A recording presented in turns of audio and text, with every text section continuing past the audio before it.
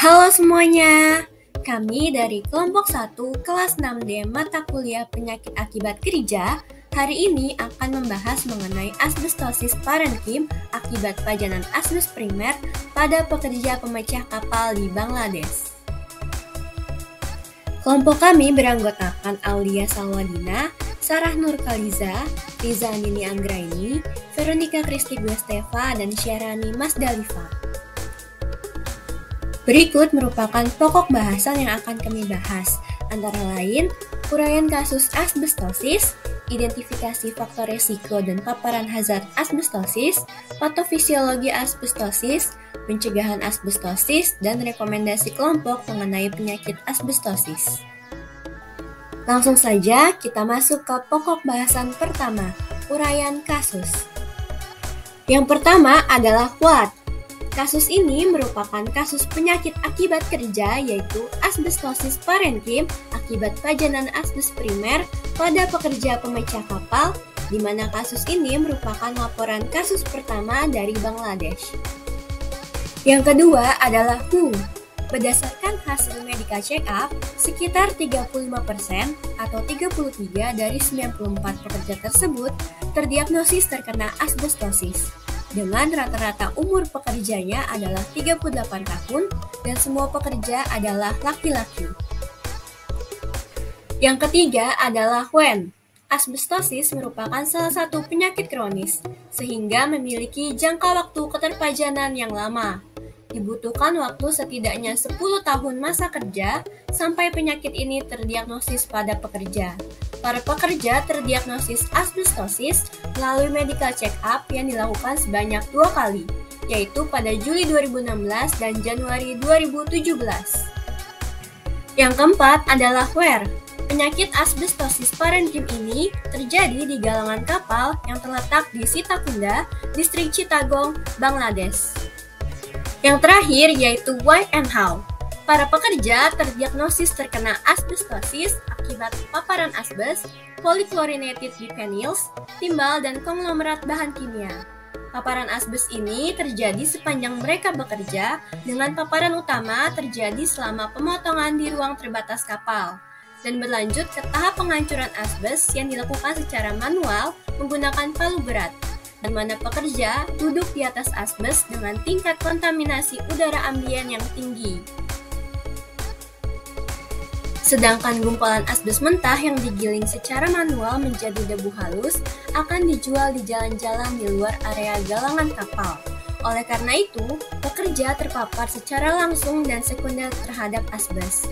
Sekitar 60 kapal berbagai jenis dibongkar setiap tahunnya, dengan sebagian besar adalah kapal kargo, kapal tanker minyak, atau kapal kontainer dari berbagai negara. Kapal-kapal ini memiliki berat antara 5.000 hingga 40.000 ton dan mengandung sekitar 7 ton asbes, di mana 90% berat kapal merupakan besi dan baja yang dilapisi sekitar 100 ton cat yang mengandung kromium, arsenik, timbal, dan logam lainnya. Baik, berikutnya ada beberapa faktor yang dapat meningkatkan risiko terpaparnya pekerja oleh debu asbestos. Yang pertama adalah durasi paparan. Para pekerja di galangan pemecah kapal Bangladesh telah bekerja selama sekitar 10 hingga lebih dari 20 tahun dengan jam kerja 10 jam tiap harinya. Hal ini tentunya menyebabkan tingginya risiko para pekerja untuk terpapar debu asbestos. Faktor risiko berikutnya adalah lingkungan kerja dan tempat pekerja menetap.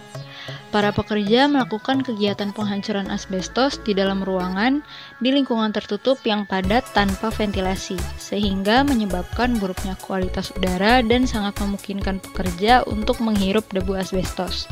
Selain itu, para pekerja tinggal di gubuk-gubuk kecil di sekitar galangan pemecah kapal dalam kondisi tidak higienis. Gubuk-gubuk tersebut juga terbuat dari bahan asbes yang diperoleh melalui proses pemecahan kapal. Faktor risiko yang terakhir adalah faktor manusia atau pekerja itu sendiri. Para pekerja di galangan pemecah kapal bukan merupakan tenaga kerja yang terampil dan tidak melalui proses pelatihan. Para pekerja pun memiliki kesadaran atas keselamatan dan kesehatan kerja yang rendah yang dapat dibuktikan dari tidak diterapkannya penggunaan APD. Patofisiologi dari asbestosis diawali dengan masuknya serat asbestos yang terdeposisi dan bertransmigrasi ke dalam paru-paru manusia. Kemudian terdapat akumulasi dari makrofag yang membentuk fibroblast, yang menjadi dasar untuk fibrosis. Kemudian merespon dengan terbentuknya spesies oksigen reaktif yang diproduksi oleh sel imun dan fagosit sebagai respon terhadap serat asbes yang menyebabkan cedera oksidatif. Spesies oksigen reaktif ini juga bermigrasi ke sel transepitel dan melukai sel alveolus tipe 1.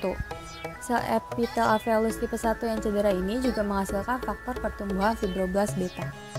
Dari faktor pertumbuhan fibroblast beta kemudian menginduksi fibrosis. Dalam upaya untuk memfagosit benda asing, makrofag menghasilkan mediator inflamasi. Mediator ini memiliki peran kunci dalam merangsang sel-sel lain seperti limfosit atau myofibroblast. Hal ini menyebabkan proliferasi fibroblast dan peningkatan jumlah sel dalam matriks sekitar 2 kali lipat. Makrofag juga menghasilkan faktor pertumbuhan fibroblast, faktor pertumbuhan yang diturunkan dari trombosit, dan faktor pertumbuhan seperti insulin yang menyebabkan fibrosis. Kemudian, aktivator plasminogen yang diproduksi oleh makrofag mendegradasi matriks glikoprotein yang selanjutnya merusak intersisium paru-paru. Materi selanjutnya yaitu pencegahan. Untuk mencegah terjadinya penyakit paru akibat kerja, terdapat 5 tahap pencegahan penyakit. Yang pertama yaitu health promotion atau promosi kesehatan. Pada kasus yang kelompok bahas, rata-rata pekerja belum mengetahui risiko dan bahaya dari pekerjaannya, serta bagaimana cara untuk tetap menjaga kesehatannya agar terhindar dari penyakit akibat kerja. Promosi kesehatan yang dapat dilakukan pada pekerja shift breaker di Bangladesh ini diantaranya yaitu: yang pertama adalah penjelasan mengenai risiko terjadinya penyakit yang dapat timbul akibat pekerjaan shift breaker tersebut. Dalam kasus ini, salah satu contoh penyakitnya yaitu asbestosis. Lalu yang kedua, mengenai pola hidup sehat untuk mencegah terjadinya penyakit. Dan yang terakhir, yang ketiga, mengenai pentingnya APD atau alat pelindung diri dalam mencegah terjadinya penyakit. Tahap kedua yaitu specific protection, pelindungan spesifik untuk mencegah terjadinya penyakit paru akibat kerja, yaitu dengan melaksanakan pengendalian risiko K3 sesuai dengan hierarki of control. Salah satu contoh perlindungan spesifik yaitu penggunaan APD masker di tempat kerja untuk mencegah terjadinya penyakit paru akibat kerja. Tahap ketiga yaitu early diagnosis and prompt treatment. Tindakan diagnosis dini dan pengobatan tepat merupakan tindakan untuk menemukan penyakit pada pekerja sedini mungkin, agar dapat segera melakukan pengobatan atau tindakan selanjutnya yang tepat. Contohnya yaitu dengan melakukan screening rutin pada para pekerja untuk mendeteksi dini penyakit. Tahap keempat yaitu disability limitation. Pembatasan kecacatan merupakan tindakan untuk mencegah terjadinya penyakit yang lebih lanjut pada pekerja yang telah mengalami penyakit. Contoh pelaksanaannya yaitu dengan memberi akses fasilitas kesehatan bagi pekerja untuk mendapatkan pengobatan dan perawatan yang lebih baik, sehingga pekerja dapat terhindar dari terjadinya kecacatan. Tahap terakhir yaitu rehabilitation, yaitu tindakan untuk mengembalikan pekerja agar dapat bekerja dan produktif kembali. Contohnya yaitu dengan menyediakan kesempatan untuk bekerja kembali setelah pekerja pulih dari penyakitnya. Tempat kerja juga harus dapat menyediakan posisi yang sesuai bagi pekerja yang mengalami kecacatan akibat penyakit yang sebelumnya dideritanya. Yang terakhir yaitu upaya rekomendasi pengendalian berdasarkan hierarki kontrol. Yang pertama, untuk eliminasi tidak dapat dilakukan karena asbestos digunakan pada bidang ini.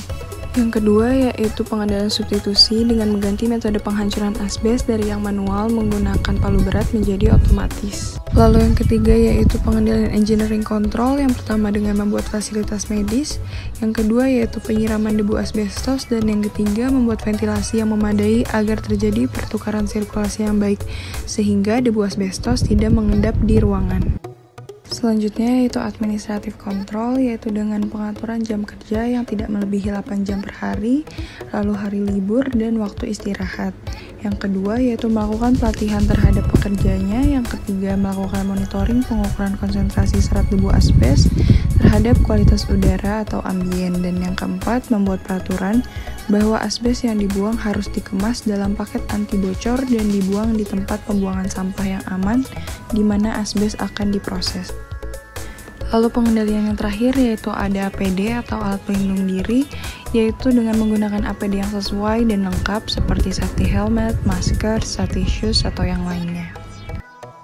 Untuk kesimpulannya, serat asbes merupakan bahan yang berbahaya karena dapat menyebabkan penyakit asbestosis yang ditandai dengan fibrosis interstitial pada paru-paru. Serat asbestosis dapat terinhalasi ke tubuh karena paparan serat asbes dalam durasi yang terus-menerus, lingkungan kerja yang tertutup dan tidak higienis, serta pekerja yang tidak kompeten dan tidak menerapkan penggunaan APD dengan baik. Oleh karena itu, perlunya dilakukan pengendalian risiko agar dapat meminimalisir dampak yang dapat disebabkan oleh pekerjaan tersebut berdasarkan hierarki kontrol. Berikut referensi yang kami gunakan. Sekian presentasi dari kelompok kami, terima kasih.